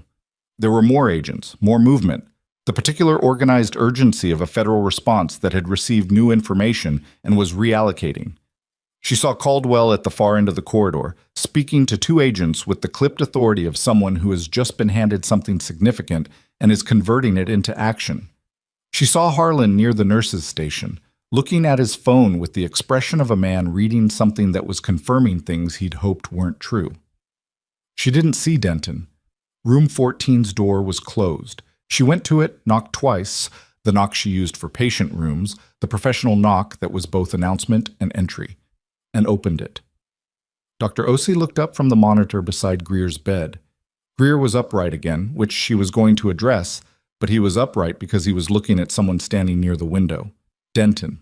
He'd come down a different way, the secondary administrative stair, which she hadn't covered because she'd been in Solace's office. He was standing near the window with the tablet in his hand, and the window was open, and the maintenance ladder on the east face was right there. Osei had the expression of someone who had been told very recently and very firmly to stay out of the way and had not yet determined whether or not to comply. "Dr. Osei," Jamie said, keeping her voice flat and even, "I need you to step into the corridor." "She stays," Denton said. "She's a physician with no part in this situation. She goes." Osei looked between them. Then she went, because she was a smart woman and the room had a quality that smart people recognize and correctly evacuate. The door clicked shut. Denton looked at Jamie across the room. Greer watched from the bed with the focused stillness he'd had all night. The stillness, she now understood, of a man who had been in dangerous rooms before and knew that stillness was currency. "The tablet's transmitting now," Denton said. "Hospital guest networks back up since the generator stabilized.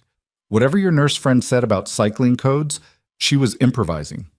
Jamie noted that he'd said it, noted what the saying of it revealed, that he'd been close enough to hear her in the corridor, which meant he'd been in the stairwell before she'd seen him come through the door, which meant the footsteps had been deliberate. He'd wanted to be seen. He'd wanted her focused on the corridor while he went around. She looked at the tablet in his hand. The screen was lit.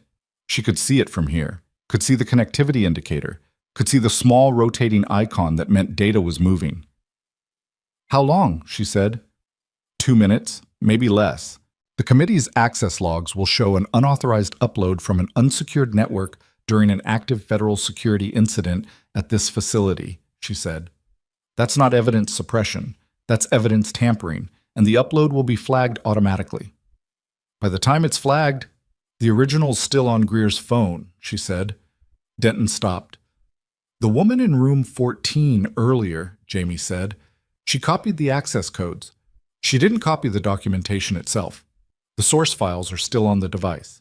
She looked at Greer. "Am I wrong?" "You're not wrong," Greer said quietly. Denton's expression ran through something, the rapid internal revision of a plan that had just developed a structural problem. The tablet transmission wasn't a backup. It was supposed to be a replacement. Flood the committee server with corrupted or altered data using the legitimate access codes, making it look like Greer himself had modified the record. If the original files were still on Greer's phone unaltered, the transmission created a discrepancy that would not help Kellerman's case. It would demonstrate that the server-side record had been tampered with. She watched him understand this. "Give me the phone," he said to Greer. "No," Greer said. "Give..." The door opened behind Jamie. She moved left immediately, reflex putting herself out of the direct line, and Ramos came through, with 2 agents behind him, and stopped when he saw the configuration of the room. "Federal agents," Ramos said. "Sir, put the tablet on the bed and step away from the window." Denton looked at the tablet, at the window, at the ladder 3 feet away from him.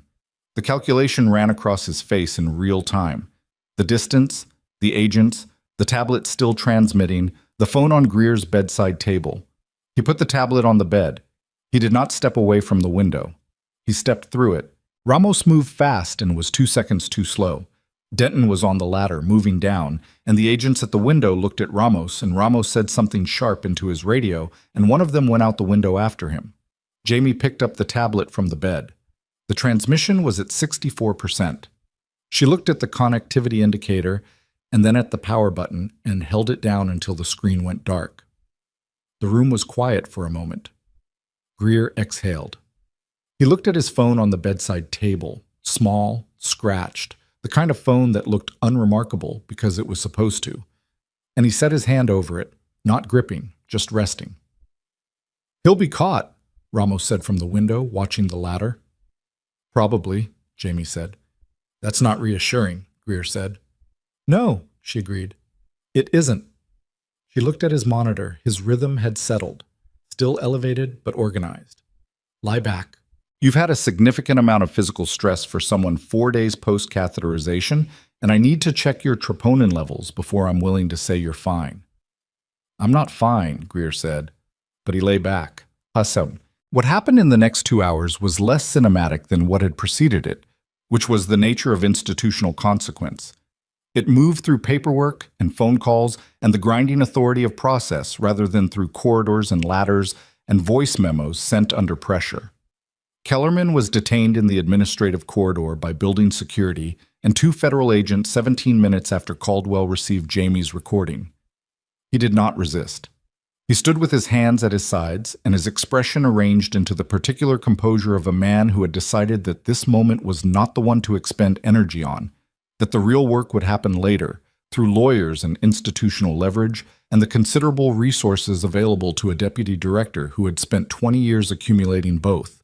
What he hadn't fully accounted for was Harlan. Harlan, who had spent 2 hours in the stairwells and corridors of Hargrove Memorial Medical Center, reading things on his phone with the expression of a man watching a building he'd constructed turn out to have been built on bad ground. Harlan had been making his own calls. To the Oversight Committee directly. To 2 senators whose names Jamie didn't know, but whose involvement Caldwell mentioned in a clipped, careful sentence that communicated they were significant. To a legal officer in the Inspector General's office, whose jurisdiction covered exactly the kind of irregular authorization that had created Jamie's file in the first place. He came to room 14 at 7:40 a.m., after Greer had been stabilized and the troponin levels had come back elevated, but not critical. And Dr. Osei had ordered a repeat catheterization that would happen in the morning. He stood in the doorway with the look of a man who had arrived at a destination that he'd been avoiding for a long time. Kellerman is being processed, he said. Formal detention pending IG review. Denton was picked up at the building's South Service exit. A pause. The agent who followed him down the ladder has a sprained ankle. The tablet, Jamie said. Evidence. He looked at her steadily. The transmission didn't complete. Whatever Kellerman's people put on that server, the committee's IT team can compare it against the interrupted upload log and identify the discrepancy. And Greer's phone will be delivered to the committee directly, chain of custody established tonight. He was quiet for a moment. There's going to be an IG investigation, full review of the operational decisions made during the mission 7 years ago. The authorization for your status change. Everything. Another pause. It's going to take time. I know how these things work, Jamie said. Your record will be... He stopped, started again. You'll need to decide what you want it to look like. On the other side of this, there are people who will want you back. She looked at him. At the earnest, uncomfortable difficulty of his face, the face of a man who was trying to offer something and wasn't sure it was enough, which was probably the appropriate level of uncertainty. I have patients to check on, she said. He blinked. Voss? Harlan. I have been awake for 20 hours. I have a bruised shoulder, 4 patients I haven't properly documented, a medication error I caught and corrected in Dr. Phelps's orders that I need to address before I go off shift, and a charge nurse coming on at 7 a.m. who I owe a full handoff to. She looked at him. Whatever I want my record to look like on the other side of this, I'll think about it when I'm not responsible for 12 people's immediate medical welfare. He nodded slowly. Okay. Thank you, she said. For coming. I should have come sooner, he said. A lot sooner. She didn't agree or disagree. She went to do her chart documentation.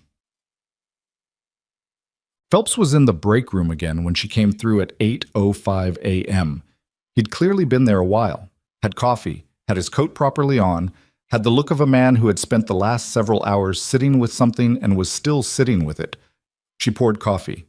She was going to need it for the drive home. The decimal error, he said. She waited. I've been thinking about it all night, he said. And I want to be honest with you, which is, I don't do that well. With nurses, I know I don't. He said this with the particular discomfort of someone who is accurate about themselves and finds the accuracy unwelcome. I dismissed things. I dismissed your concerns about the East Side patients initially. If you hadn't moved them, they would have been in significantly worse condition by 2 a.m., she said. Yes, I know. He looked at his coffee. I've looked at your documentation for the last 6 years, all of it. I pulled it this morning. His jaw moved. You've been right. Consistently. And I have been. He stopped. Not wrong exactly, but not listening the way I should have been. She drank her coffee. I'm not sure what I'm asking for, he said. An acknowledgement that I behaved badly. Or maybe just, you should know that I know. I know you know, she said. I've always known you knew. That was the part that made it hard. He looked up at her. Being dismissed by someone who knows better, she said, is a different thing than being dismissed by someone who genuinely doesn't see your value. One of them is ignorance. The other is a choice. She set down her coffee cup. I have a handoff to do. She left him in the break room with his coffee and his discomfort, which was exactly where he needed to be. The day shift charge nurse was a woman named Priya Anand, who had been with the unit for 11 years and who received Jamie's handoff with the focused attention of someone who understood that last night had been something well outside the ordinary and that the documentation in front of her was only part of the story. When Jamie finished, Priya looked up from the notes and said, "Are you okay?" "I'll be okay," Jamie said. "Right now, I'm tired." "Go home," Priya said. "I've got it." Jamie clipped off her badge and put it in her pocket. She gathered the few things she'd brought in. The keys, the gas station coffee cup she'd forgotten to throw away at the start of the shift, the jacket she'd hung on the back of the break room chair and retrieved while Phelps was still in there, because she'd been cold all night and had forgotten about the jacket until she remembered it. She was at the elevator when Caldwell appeared from the administrative corridor, with the particular efficiency of someone who had been waiting without appearing to wait. "I need a formal statement at some point," Caldwell said. "When you're rested." "I know." "The IG review." "I know about the IG review. Harlan told me." Caldwell looked at her for a moment. Then she said, "The recording you sent. The one from the administrative corridor." She paused. "Kellerman said something in it that we didn't expect." "Which part?" "The part where he confirmed that the decision to alter your status was not fully authorized through standard channels," Caldwell said. "He said it to you directly. He was trying to frame it as a justification, but the legal interpretation of what he said..." She stopped. "There are people in the IG's office who have been looking for that statement for 8 months. Greer's documentation supported it structurally, but Kellerman's direct admission on a recorded conversation." She exhaled. "That's a different level of evidence." The elevator opened. Jamie looked at it. "Go home," Caldwell said. "Seriously, we'll call." Jamie stepped into the elevator. As the doors closed, she saw Brix, the Belgian Malinois, who had started everything 12 hours ago, being led through the lobby by his handler toward the exit, his stride still that same deliberate, certain walk. He was not looking at her. His work here was done. The doors shut. The elevator descended. And somewhere in the administrative offices above her, behind a closed door with 2 federal agents standing outside it, Aaron Kellerman sat with his lawyer's phone number dialed and his considerable composure in place, and the recording of his own voice saying words he'd believed were a private negotiation playing on a federal evidence server in an office she'd never see. She drove home in the gray morning light with the radio off. She was halfway there when she realized she still didn't know who had tipped Kellerman's people to the specific room Greer was in. Not the hospital, not the access logs. Those would show Kellerman's operative arriving with forged credentials, which had been the plan. But the room number. Greer was listed under a modified name in the system, a standard patient privacy protocol, the kind that kept journalists and uninvited family members from finding patients. To know he was in room 14, someone would have needed access to the unmodified admission record. She pulled over, sat for a moment. She'd told Phelps, early in the night, before any of this had unfolded, that Greer was in room 14. Not by name, but she'd referenced the room when she'd given him the patient census at the start of the shift. Standard handoff, room numbers, conditions, attending assignments. Phelps had arrived that night in response to a page. He'd arrived fast, fully dressed, which she'd attributed to the urgency of the situation. She sat with this for a long moment. She was tired. She could be wrong. She'd been awake for 20 hours, and her shoulder hurt, and her brain was running on coffee and adrenaline residue, and the particular frayed alertness of someone who'd been 3 steps ahead all night and was now sitting in a parked car on a gray Raleigh morning, wondering if the person who'd given her the most trouble for 6 years had given someone else something far more dangerous. She got out her phone. She called Caldwell. "One more thing," she said when Caldwell answered. "Greer's room number. I need you to pull the access log for the unmodified patient record and tell me everyone who looked at it in the last 48 hours. A pause. Then, "Give me 10 minutes. She sat in the parked car and waited. 7 minutes later, Caldwell called back. The name she said was not Phelps, it was Marcus. The name sat in the air of the parked car like something with physical weight. Marcus. She said nothing for a moment, just held the phone and let the name settle into the right place in her understanding, the way you let a dislocated joint settle, not without pain, but with the recognition that this is where it belongs. This is the true shape of the thing. "Tell me what the log shows," she said. Caldwell's voice was careful. The unmodified admission record for Greer was accessed twice in the last 48 hours outside of normal clinical workflow. Once by admissions at intake, which is standard, once at 11:52 p.m. last night from the nurses' station terminal on the ICU step-down unit. A pause. 8 minutes after the overnight shift started. 8 minutes after she'd arrived. While she was in report with Deb. While Marcus was at the station doing what the unit secretary always did at shift change, pulling up the census, updating the board, cross-referencing room assignments. He would have needed to know what to look for, Jamie said. Greer's modified name. He wouldn't have known to search for it unless someone told him the record existed and gave him the search parameters. "We're pulling his communication logs now," Caldwell said. "Personal phone records will take a subpoena, but his hospital-issued accounts, email, internal messaging. Those we can access immediately with the incident authorization." Another pause. Shorter. "Jamie, I'm sorry. I know he was—" "Do what you need to do," Jamie said. "I'll be available when you need a statement." She ended the call. She sat in the parked car on a gray Raleigh morning, and she thought about Marcus, 24 years old, 4 months on the unit, the kind of young man who remembered how everyone took their coffee and laughed at his own jokes before he finished telling them, and had sat across from her at the nurses' station for the entirety of a night that had nearly killed multiple people. She thought about his face when she'd told him to pull the HVAC schematics. The way he'd gone pale. The way she'd read it as alarm at the situation and not at being asked to retrieve information he'd already known was relevant. She thought about what it costs someone to be recruited by people like Kellerman. What they offer, what they threaten, what a 24-year-old unit secretary with 4 months on the job and no institutional protection looks like to someone who has spent 20 years identifying and leveraging exactly that kind of vulnerability. She was not going to excuse it. 3 patients had been exposed to a chemical agent. Calloway had coded.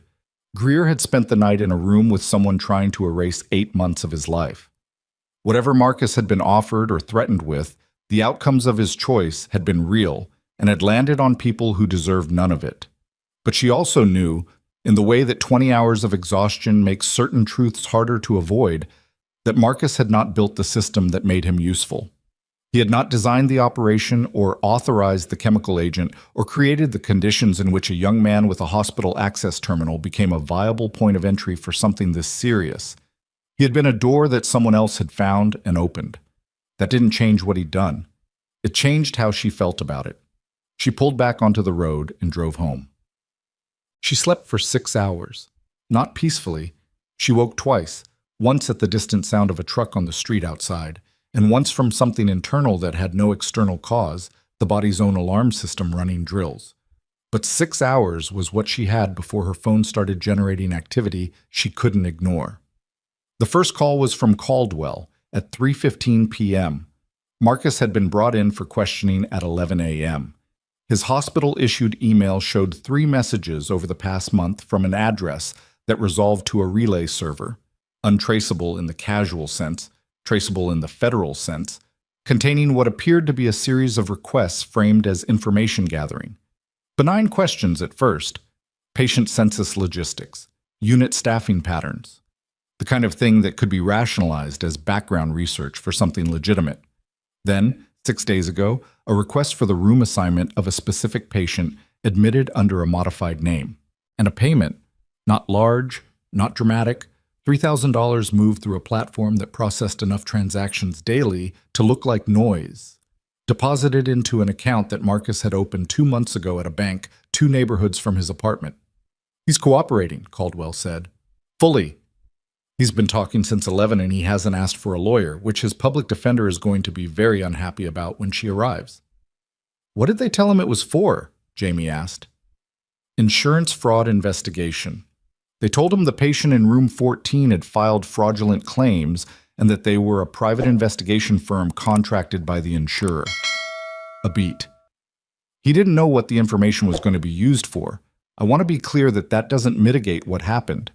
I know, Jamie said, but the DA's office will take it into account. She sat with that for a moment, thought about a 24-year-old who had believed a cover story because it was designed to be believed, who had been paid $3,000 to look up a room number and had had no mechanism to understand what that room number was going to be used for, who would now spend however long dealing with the consequences of a decision he'd made in 30 seconds for reasons that had seemed, in the moment, almost reasonable. Make sure the DA knows he cooperated, she said, immediately and fully. I will, Caldwell said. The second call came at 4:30 p.m. from a number she didn't recognize. She almost didn't answer. She answered.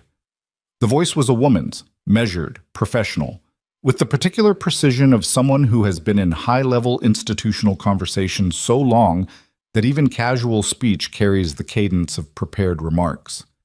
Ms. Voss, she said, my name is Irene Whitfield. I'm the chair of the Congressional Oversight Committee currently reviewing the operational records from the Delvane mission. Jamie sat up. I understand you've had a significant 24 hours, Whitfield continued. I'm not going to take much of your time today. I wanted you to hear directly from me that your recording from last night, Deputy Director Kellerman's direct admission regarding the authorization for your status modification, has been formally entered into the committee record. In addition, Walter Greer's documentation, delivered to our secure server this morning via chain of custody transfer from Agent Caldwell's team, is intact and verified. And the tampered upload? Jamie said. Identified, flagged, and preserved as additional evidence of interference with federal proceedings. A pause. Ms. Voss, we've been looking for the full picture of what happened in that operation for 8 months. What you did last night, the recording, the preservation of the tablet, the patient documentation that put the chemical agent on the record, has given us a complete case. Another pause, this one with something in it that was not quite official. I also want to say, personally, that what was done to your record was wrong. The committee intends to address it formally. Jamie looked out the window of her apartment. The afternoon light was the specific flat gray of a Raleigh October, the kind that wasn't quite overcast and wasn't quite clear, sitting undecided between 2 states. What does formally address it mean? She said. It means your service record will be corrected. Your status restored to honorable discharge, with the operational citations you earned prior to the Delvane mission reinstated. Whitfield's voice was careful. It also means that certain people will face consequences. Kellerman's detention is the beginning, not the end. I know how these things move, Jamie said. Months, probably longer. Yes, Whitfield said. But they move. I want you to know that they will move. A brief pause. Is there anything you need from the committee in the immediate term? Jamie thought about that question for a genuine moment, not the reflexive deflection she might have offered. I'm fine, just let the process run, but an actual consideration of what she needed. My name, she said finally, the name I've been using for 6 years. I need to know whether there's a legal process to formalize it, whether Jamie Voss can exist as a real identity and not just a constructed one. There is a process, Whitfield said. I'll have someone from our legal office contact you. The third call came at 6 p.m., and it was the one she hadn't expected. Phelps. She stared at his name on her screen for 4 rings and then answered, because not answering felt like the kind of thing she'd spent 6 years doing, the strategic retreat, the decision to avoid the friction, and she was tired of it. I'm not calling about work, he said immediately, which was the most disorienting opening he could have chosen. I want to say something, and I want to say it clearly, not in a break room at 5 a.m. when we're both running on empty. She waited. "I looked at your file today," he said. "The employment file. And I looked at the incident documentation from last night, which administration has been compiling since 7 a.m. And I spoke to Priya, who told me things I should have been told, or should have noticed, years ago." He stopped. "You have been the best clinician on my unit for 6 years, and I have spent 6 years behaving as though your observations required my endorsement to be valid. I was wrong about that. Not sometimes. Consistently." She was quiet. "3 patients were moved before the exposure became critical," he said. "Calloway survived because the crash cart was positioned before the power cut. The decimal error was caught before it reached the patient." His voice had the specific texture of a man dismantling something he'd built over a long time. "None of that was me." "You wrote good orders," she said, "most of the time." "That's a very generous construction," he said. "I'm tired," she said. "I don't have the energy for anything else." A short pause, then something that was not quite a laugh, closer to an exhale with rueful acknowledgement in it. "Fair enough. I wanted you to know, that's all." Another pause. "The federal people, they're coming back tomorrow to complete the investigation. If you need anything from me, a statement, anything, I'll say exactly what happened, exactly what I saw you do." "Thank you," she said. "It's the minimum," he said. "But yes." He ended the call. She sat with the phone in her hand for a moment. Then she put it down and made herself dinner, which was eggs and leftover rice and the particular quiet of an apartment that had no emergency in it, and she sat at her table and ate and did not think about anything for 19 minutes, which was its own kind of achievement. The formal IG hearing convened 6 weeks later. Jamie had been given leave from Hargrove during the investigation, paid, which had required a specific intervention from the hospital's legal department after the initial HR instinct had been to treat the situation as a liability issue rather than an employee protection one. She'd spent the 6 weeks doing the things that getting your life corrected requires: meetings with the committee's legal office, a deposition that lasted 4 hours in a room with fluorescent lighting and bad coffee, 2 separate interviews with federal investigators who were competent and thorough and asked good questions that she answered completely. She also, during those 6 weeks, slept properly for the first time in what felt like a long time. Went running 3 mornings a week in the gray October light. Called a woman she'd been friendly with before the night of October 14th, a nurse from a different unit named Rosa, who'd texted twice during the leave to ask if she was okay, and had lunch with her and told her the parts of the story she was legally able to tell. And Rosa had listened with the focused attention of a good nurse and said, at the end, "So you saved the building and then went back to chart." "I hadn't finished the documentation," Jamie said. Rosa had looked at her for a moment and then laughed. Not at her, but at the specific absurdity of the thing, the way that genuine crisis eventually resolves back into paperwork, because paperwork is how the world maintains continuity. Jamie had laughed too. It surprised her. It felt like something unclenching. The IG hearing produced a public report 3 months after the incident. She read it in her apartment on a Thursday morning with coffee that was better than gas station coffee, because she'd bought a decent machine in November and it had turned out to matter more than she'd expected for daily quality of life. The report was thorough.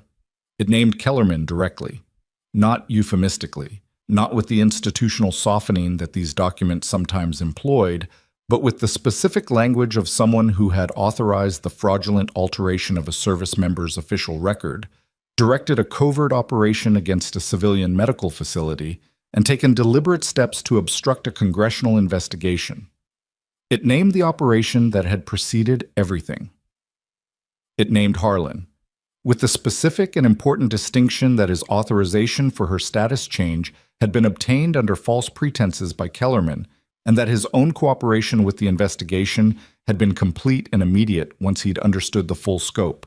It named her, not as a victim, or not only as that, as the person whose actions during the incident at Hargrove Memorial Medical Center had preserved evidence, protected patients, and created the evidentiary foundation that made the subsequent investigation possible. She read that paragraph twice, not because she needed the validation. She'd been a good nurse for 6 years without a report saying so, and she'd been a good medic for 3 years before that, and neither of those things had required external confirmation to be true. She read it twice because she'd spent 6 years being someone whose observations required endorsement to be valid. Phelps' phrase, accurate and uncomfortable. And there was something specific and real about having a federal document state plainly that she had seen what she'd seen, done what she'd done, and been right. Kellerman was indicted on 7 counts. The trial would take a year, probably longer. These things always did. But the indictment was specific and well-supported, and the legal office that had called her after Whitfield's conversation had been quietly clear that the evidentiary foundation was stronger than most cases of this type ever achieved. Denton pled guilty to federal obstruction charges in December. His cooperation agreement required him to testify against Kellerman, which he did, and the testimony covered things that had not been in Greer's documentation, operational details, communications, specific decisions made in specific rooms by specific people that expanded the scope of the investigation significantly. Marcus was charged with 1 count of unauthorized access to protected health information and 1 count of wire fraud. He pled guilty. His sentence was 18 months of probation, community service, and a permanent bar from working in any capacity that involved access to protected personal data. He was 24 years old. He had, in the words of his public defender, been manipulated by people with vastly more experience at manipulation than he had at recognizing it. The judge took note of his immediate cooperation and the absence of any prior record. Jamie had written a letter to the court. Not a letter of forgiveness. She wasn't sure that was hers to give, given that the harm had fallen on patients she'd been responsible for. But a letter of context. What she'd observed of him during 4 months of working alongside him. The specific ways in which the people who'd recruited him had been expert at finding and exploiting exactly his kind of inexperience. The fact that when the moment of real consequence arrived, he'd told the truth completely and immediately, without negotiation. She didn't know if it helped. She sent it anyway. She went back to Hargrove in January, not because she had to. The committee's legal office had made clear that several options were available to her: consulting roles, positions with federal health agencies, a general landscape of doors that had opened in the wake of the investigation and the restored record in the public report. She'd considered them, had sat with each one long enough to understand what it would feel like to walk through it. She went back to Hargrove because her patients were there. Mrs. Tamboli had sent a card to the unit in November. She'd addressed it to the night nurse who moved my room. She didn't have a name to put on it, had addressed it generally, and Priya had put it on the bulletin board above the nursing station where it had stayed through November and December and was still there when Jamie came back in January. It said, in the careful handwriting of a 68-year-old woman who'd survived a cardiac event, "I don't know if you'll see this. I want you to know I understood what you did that night, even if no one explained it properly. Thank you for paying attention." She stood in front of it for a moment on her first day back. Then she clipped on her badge and started her rounds. The unit had changed in small ways. A new aide replacing Marcus, a scheduling adjustment Priya had implemented while she was out, a different system for the medication cart that had been introduced hospital-wide in December. She adapted to the changes the way she adapted to everything, by learning them precisely and quickly and without making a production of the adjustment. Phelps she saw on her 3rd day back. They were at the medication station, running simultaneously, and it was slightly awkward in the way that interactions are awkward when someone has said something true and difficult and neither person has found the appropriate follow-on behavior yet. He handed her a chart she'd reached for at the same moment he did. She took it. Their eyes met briefly. "Good to have you back," he said. "Thank you," she said. That was the whole of it. It wasn't resolution in the dramatic sense. No speech, no transformation, no guarantee that he wouldn't lapse back into old habits or that she wouldn't have to navigate the same friction again. He was who he was, and she was who she was, and they were both human enough to make the same mistakes twice and self-aware enough to be at least somewhat embarrassed about it. But something had shifted. Not in him, necessarily. In the dynamic, in the space between them, in the unspoken understanding of what had been established about who she was and what she was worth. Some things, once known, cannot be fully unknown. He had looked at her documentation, had seen what she'd been doing for 6 years inside the architecture of his dismissal, and whatever he did with that going forward, That was his problem to work out. She had her own work. Greer was discharged from Hargrove in late October, after the repeat catheterization and a recovery that the cardiac team described as remarkable, and that Jamie privately attributed to stubbornness, which in her experience was a vastly underrated recovery tool. He'd sent her one message 2 weeks after discharge. No preamble, just 8 months of work. You kept it alive. Thank you. She'd read it and then set it aside, because there wasn't really an adequate response to it, and she wasn't someone who performed gratitude exchanges well. But she'd thought about what 8 months of work meant, accumulated slowly in the memory of a phone while the world tried to erase it. The specific human refusal to let important things stay buried. She understood that refusal, had been living it for 6 years without calling it that. Harlan she spoke to once more in February, in a phone call he'd initiated to tell her that her service record correction had been finalized and that her discharge status had been formally changed in the official registry. No ceremony, no letter. Just a fact, stated plainly, in the voice of a man who knew that plain stating was the minimum owed. There will be citations reinstated formally in the spring, he said. If you want them. I'll think about it, she said. Voss? He stopped. Started again. Jamie, for what it's worth, what I saw you do that night, the patients, the building, the evidence, all of it, under conditions that would have broken most people. He stopped again. I'm sorry it took 7 years and a federal incident for anyone to see it properly. She thought about that for a moment. It wasn't invisible, she said finally. It was just inconvenient. There's a difference. A pause. The people it was inconvenient for were looking at the wrong things. That's their failure, not mine. A long quiet on the line. Yes, Harlan said. That's exactly right. Oik. She was on a Saturday evening shift in March when Caldwell came through the ER doors. Not in her federal gear, not in the dark jacket with the agency credentials, but in a regular coat with the off-duty quality of someone who'd driven somewhere for a reason that wasn't official. Jamie saw her from the nurse's station and waited.